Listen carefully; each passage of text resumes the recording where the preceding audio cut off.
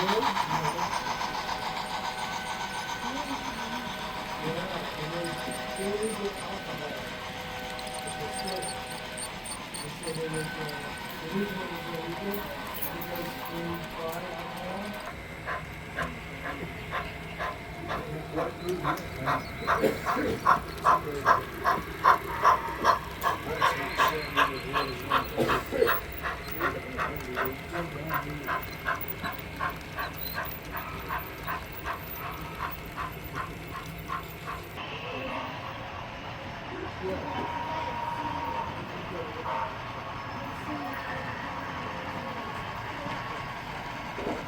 advised, I'm going to be switching engines on your custom boat track.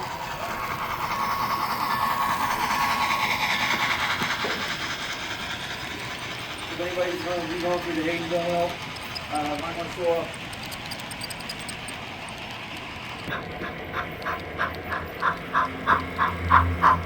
That'd be funny to do a caboose train with this engine.